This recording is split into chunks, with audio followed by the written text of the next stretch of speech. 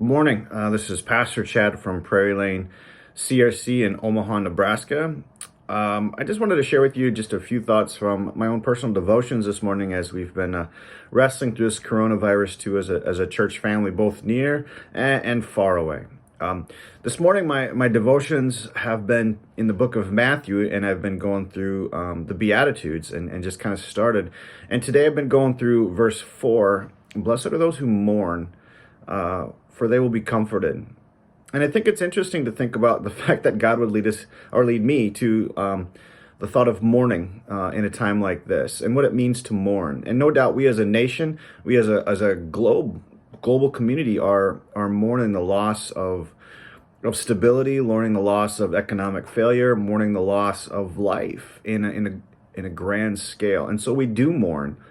We go through the anger, the bargaining, the denial, and hopefully eventually the acceptance of it.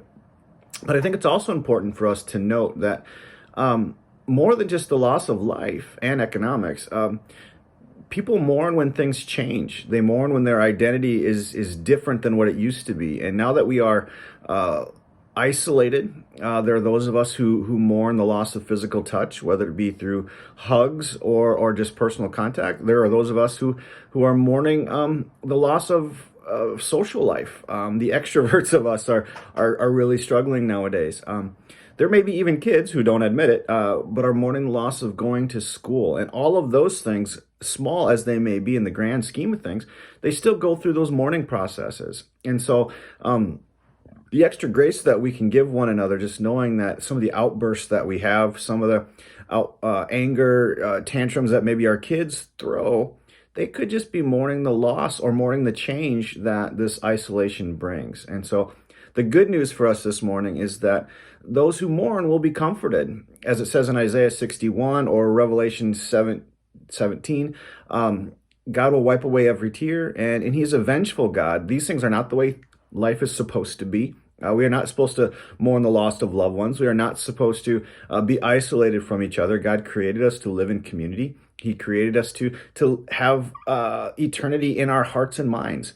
And so, this season of life that we're experiencing is not what God intended, and He will make it right. That's what comforting means. It's kind of giving us a childlike faith that when things are going against our routines or going against the plans that God intends for us, in a sense, then He will make it right. And that's the promise of a faithful God, that He will wipe away those tears. He will make things right. We will be comforted. And so we have that to look forward to. And so those are just my thoughts this morning. And I figured Jimmy asked me to share what I've been doing. And so that is just my devotion for today. Blessings to those of you in New York. May you be comforted as well.